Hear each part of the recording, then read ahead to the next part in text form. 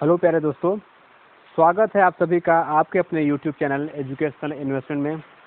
दोस्तों, बारिश हो रही है, थोड़ा सा आपको शोर महसूस हो रहा होगा, पर क्या करें, इसी में मैं यह वीडियो बना रहा हूँ।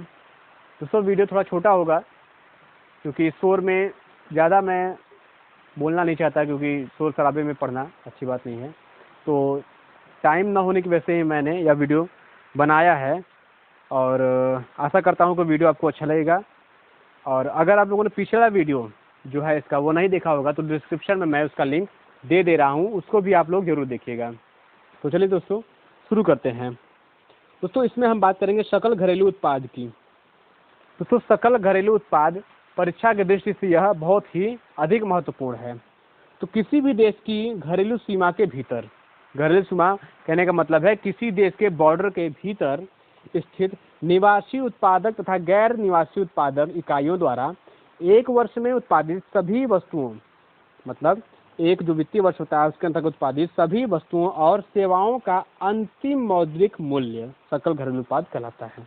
एक बार और, किसी देश की घरेलू सीमा के भीतर स्थित निवासी उत्पादक तथा गैर निवासी उत्पादक इकाइयों द्वारा एक वर्ष में उत्पादित सभी वस्तुओं और सेवाओं का अंतिम मौद्रिक मूल्य ही सकल घरेलू उत्पाद कहलाता है। अगर दूसरे शब्दों में हम कहें तो एक लेखा वर्ष या एक वित्तीय वर्ष के अंदर एक देश की घरेलू सीमा के भीतर उद्यमियों, चाहे वह निवासी हो या अनिवासी हो, के द्वारा की गई सकल मूल्य वृद्धि को सकल घरेलू उत्पाद कहा जाता है। ठीक है।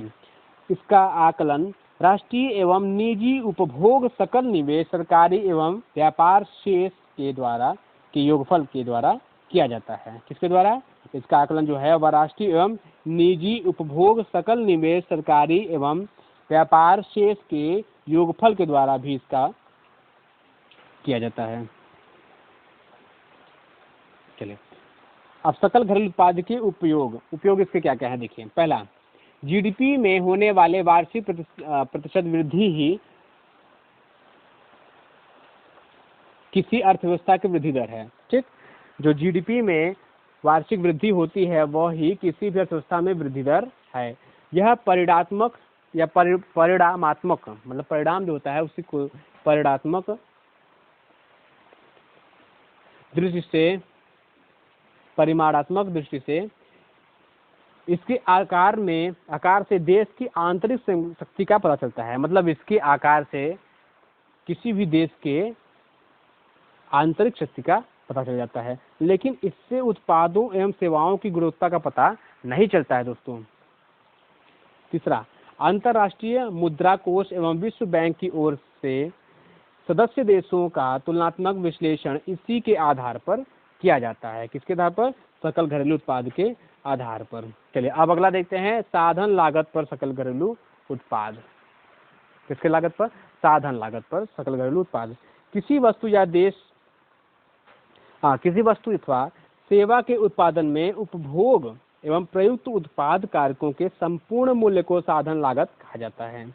साधन लागत में सरकार को भुगतान किए गए कर को सम्मिलित नहीं किया जाता है। किसको सम्मिलित नहीं किया जाता है दोस्तों? साधन लागत पर सकल घरेलू उत्पाद में तो सरकार को किए गए भुगतान, साधन लागत में सरकार को किए गए भुगतान को, जो टैक्स पर भुगतान किया जाता है, उसको इसमें सम्मिलित नहीं किया जाता है, क्योंकि यह प्रत्यक्ष तौर पर उत्पादन प्रक्रिया में शामिल नहीं होता है, परंतु यही कोई अनुदान प्राप्त की जाती है तो उसे साधन लागत में शामिल कर दिया जाता है। बाजार मूल्य पर सकल घरेलू उत्पाद। अब इसको देखिए, बाजार मूल्य पर सकल घरेलू उत्पाद। बाजार मूल्य पर अब देखिए दोस्तों, बाजार मूल्य होता क्या है? तो बाजार मूल्य वह मूल्य है जिसे एक उपभोक्ता द्वारा खरीदते समय किसी विक्रेता को सौंपा जाता है। क्या किया जाता है? किसी विक्रेता को सौंप दिया जाता है। बाजार मूल्य पर पहुंचने के लिए साधन लागत में सरकार को भुगतान किए गए कर को शामिल किया जाता है, जबकि सरकार द्वारा दी गई भुगतान को साधन लागत में से घटा दिया जाता है। जैसे देखिए, जीडीपी बराबर जीडीपी एमपी, जीडीपी एफसी बराबर जीडीपी एमपी माइनस उत्पादन कर माइनस अनुदान। ठीक, मतलब उत्पादन कर में से अनुदान को जब पहले घटाएंगे, फिर जितना आएगा उसको जीडीपी में से घटा लेंगे, तो वही जीडीपी एफसी मालूम चल जाएगा। चलिए सकल राष्ट्रीय उत्पाद देखिए। अब सकल राष्ट्रीय उत्पाद किसी अर्थव्यवस्था में जीएनपी उस आय को कहते हैं जो जीडीपी में से विदेशों से होने वाले आय को जोड़कर प्राप्त किया जाता है। अर्थात कहने का मतलब है कि विदेशों से जो आय प्राप्त हो रहा है, अगर उसको हम जीडीपी में जोड़ देंगे तो वह जीएनपी हो जाएगा। दूसरे शब्दों में देखिए, सकल राष्ट्रीय उत्पाद एक वर्ष की अवधि में एक देश के सामान्य नागरिकों के द्वारा देश की घरेलू सीमा के अंदर या बाहर उत्पादित की गई आंतरिक वस्तुओं के सेवाओं के सकल मूल्य से है। यदि एक्स देशवासियों द्वारा विदेशों में अर्जित आय हो, वह एम विदेशियों द्वारा देश में अर्जित आय हो, तो जीएनपी बराबर GDP plus X minus M. X क्या है? देशवासियों द्वारा, और एम क्या है? विदेशियों के द्वारा। तो जीएनपी बराबर जीडीपी, मतलब जो विदेश में देशवासी रहते हैं उनका जोड़ के और विदेशों वाले को घटा देंगे तो जीएनपी मालूम चल जाएगा। कहने का मतलब है कि जीडीपी क्या होता है? अपने देश की सीमा के भीतर ही जितना भी उत्पादन हो रहा है सब मिलाकर के उसको जीडीपी कहेंगे। जीएनपी क्या हो रहा है? जीएनपी प्यारे दोस्तों, अगर जीडीपी में हम लोग जो यहाँ पे रह के विदेशी कमा रहे हैं उनको घटा दें और जो हमारे देश के नागरिक विदेशों में कमा रहे हैं उनमें जो उनको जोड़ दे तो वह जीएनपी मालूम चल जाएगा। तो इसको सकल राष्ट्रीय उत्पाद भी कहते हैं। बंद अर्थव्यवस्था के अंतर्गत क्या होता है? एक्स माइनस एम बराबर 0। मतलब कि जितना विदेशी वाले कमा रहे हैं या फिर जितना नागरिक विदेश में है वो कमा रहे हैं, दोनों को अगर घटाएंगे तो 0 होगा, अर्थात वो दोनों बराबर ही होते हैं। तो इसमें जीएनपी बराबर जीडीपी हो जाता है। चलिए भारत के मामले में विदेशों से होने वाली आय के बदले हानि होती है, अतः भारत का जीएनपी हमेशा जीडीपी से कम ही रहता है। कहने का मतलब है कि भारत का जीएनपी जो होता है वह जीडीपी से कम होता है, अर्थात जो भारत के नागरिक विदेशों में रहते हैं वह कम कमाते हैं विदेशी जो भारत में है उनकी अपेक्षा। मतलब विदेशी भारत से ज़्यादा कमाते हैं और भारतवासी विदेशों में कम कमाते हैं, इसका अर्थ यह हुआ। चलिए साधन लागत पर सकल राष्ट्रीय उत्पाद। साधन लागत पर सकल राष्ट्रीय उत्पाद। साधन लागत पर सकल राष्ट्रीय उत्पाद से आशय यह है दोस्तों कि उस राष्ट्रीय उत्पाद से है जिसका मूल्य उत्पादन क्रिया में प्रयुक्त साधन को प्राप्त आय के आधार पर ज्ञात किया जाता है। किसको?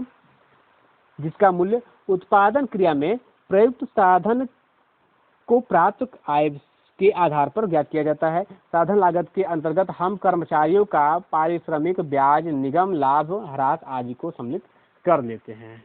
ठीक है, चलिए आगे देखते हैं दोस्तों। बाजार मूल्य पर राष्ट्रीय आय।